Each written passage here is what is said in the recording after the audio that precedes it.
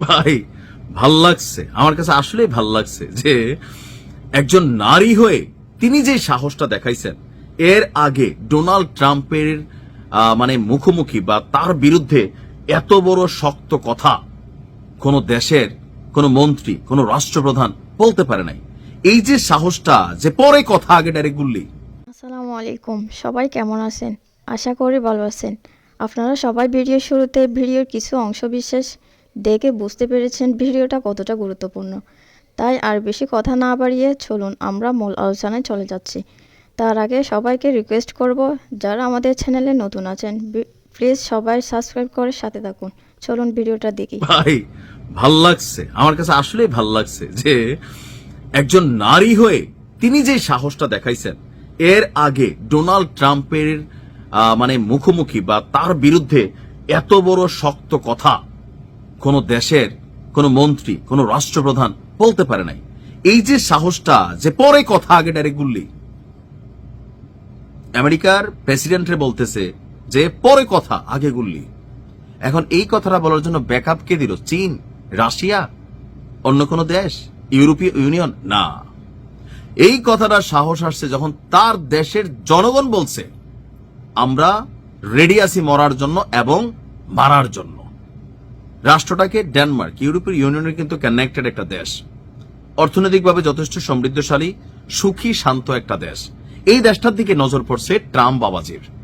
Greenland নিশ্চয় আপনাদের খেয়াল আছে, সেই ঐতিহাসিক গ্রিনল্যান্ড একটা বিশাল পোর্ট এরিয়া, সুন্দর একটা এরিয়া, অনেকটা পৃথিবীতে জান্নাতি বাগান টাইপের কিছু যদি আমরা বলি, গ্রিনল্যান্ড হচ্ছে ওই জায়গা। এখন ট্রাম্প দীর্ঘদিন যাবৎ ক্ষমতায় আসার পর থেকে গ্রিনল্যান্ড দখল করবে, সেনাবাহিনী পাঠাবে, আর মাদুরুড়ে তোলার পর বিশ্বজুড়ে পশ্চিমা বিশ্বই কিন্তু এখন লাগালাগি অবস্থায় চলে গেছে। আর সেই লাগালাগি অবস্থায় ডোনাল্ড ট্রাম্প বলতেছে যে তারা পৃথিবীর স্যার ডাকে। মোদি নাকি বলছে, স্যার আমি কি আপনার সাথে একটু কথা বলতে পারি? বুঝতে পারছেন যে কোন লেভেলে ট্রাম্প নিজের একটা ঈশ্বর ভাবে বলতেছে আন্তর্জাতিক কোন আইনের দরকার নাই, আমি যেটা বলবো এটাই পৃথিবীর কল্যাণ।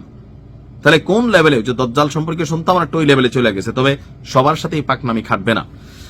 গ্রিনল্যান্ড নিয়ে যুক্তরাষ্ট্রের প্রেসিডেন্ট ট্রাম্পের আগ্রহ এবং সম্ভাব্য সামরিক হস্তক্ষেপের ইঙ্গিতকে কেন্দ্র করে কড়া হুঁশিয়ারি দিয়েছে ডেনমার্ক। দেশটির প্রতিরক্ষা মন্ত্রণালয় বলছে যে গ্রিনল্যান্ডে যদি বিদেশি কোনো বাহিনী অনুপ্রবেশ করে তবে ড্যানিশ সেনারা আগে গুলি চালাবে, পরে প্রশ্ন করবে। এই নীতির আওতায় যুক্তরাষ্ট্র অন্তর্ভুক্ত। যুক্তরাষ্ট্র কোনো কারণে ভাবার কোনো কারণ নেই যে এখানে তারা সমীহ দেখাবে। ডেনমার্কের প্রতিরক্ষা মন্ত্রণালয় বলছে 1952 সাল থেকে কার্যকর সেনাবাহিনীর রুল অব এঙ্গেজমেন্ট অনুযায়ী আক্রমণের ক্ষেত্রে সেনাদের উপর উচ্চ পর্যায়ের অনুমতির অপেক্ষা না করে সরাসরি হামলা চালানোর নির্দেশনা রয়েছে।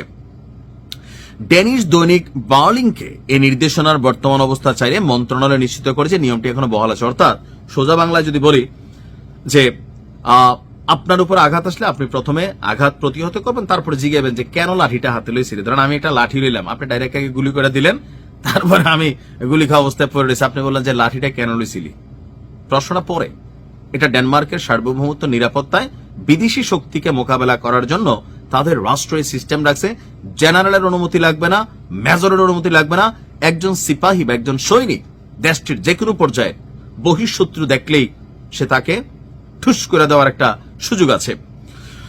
বলা হচ্ছে এই মন্তব্য এখন যখন আসলো, যুক্তরাষ্ট্রের প্রেসিডেন্ট ডোনাল্ড ট্রাম্প আবারও গ্রিনল্যান্ড দখলের আগ্রহ প্রকাশ করেছেন। এমনকি ন্যাটোভুক্ত এই ভূখণ্ডটি, ডেনমার্ক কিন্তু ন্যাটোর সদস্য, ন্যাটোভুক্ত এই ভূখণ্ডটি দখলে নিতে প্রয়োজনে সামরিক শক্তি ব্যবহারেরও কথা বলেছেন ডোনাল্ড ট্রাম্প। হোয়াইট হাউসের প্রেস সেক্রেটারি ক্যারোলিন লেভিট বলছিলেন, প্রেসিডেন্ট ট্রাম্প বহুবার স্পষ্ট করছেন যে গ্রিনল্যান্ড অধিগ্রহণ যুক্তরাষ্ট্রের জাতীয় নিরাপত্তার একটি অগ্রাধিকার। আর্কটিক অঞ্চলে আমাদের প্রতিপক্ষদের প্রতিরোধ করার মূল লক্ষ্য। এই লক্ষ্য অর্জনে বিভিন্ন বিকল্প নিয়ে আলোচনা হচ্ছে। আর যুক্তরাষ্ট্রের সামরিক বাহিনী ব্যবহার করাও কমান্ডার ইন চিফ হিসাবে প্রেসিডেন্টের এখতিয়ারভুক্ত একটি বিকল্প। যদি না দেয়, ট্রাম্প যদি মনে করে কমান্ডার ইন চিফ সে যা বলে আমেরিকার সেনাবাহিনী মুহূর্তের মধ্যে তাই করবে। অবস্থানটা কোন দিকে গেছে দেখছেন? কবে যে কোন দিকে কোন দেশে কার দিকে নজর পড়ে। এই যে ভারতের 6 রাজ্য নিয়ে ট্রাম্পল্যান্ডের জন্য যে উস্কানি তৈরি হয়েছে বা আলোচনা হচ্ছে, এটাও যে ট্রাম্পের মাথায় কখন ঢুকে যায় একটা পরিস্থিতি তৈরি হয়ে যাবে, ভারত ভেঙে যাবে। এটা নিয়ে একটা ভিডিও করছি, দেখে নিয়ে। তো সবকিছু মিলিয়ে ডেনমার্ক তারা তাদের শক্ত অবস্থান প্রকাশ করেছে। আর আজকের দিনে আমি গত 6 বছরে আমেরিকার কোন প্রেসিডেন্টের বিরুদ্ধে এভাবে তাদের মিত্র শক্তিকে কথা বলতে দেখি নাই। ডেনমার্ক মাত্র ন্যাটোতে যুক্ত হয়েছে রাশিয়া ইউক্রেন যুদ্ধের পর।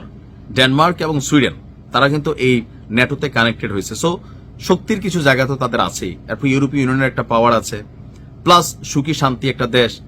এখানে একটা খেলা হবে। ভালো থাকুন, আসসালামু আলাইকুম।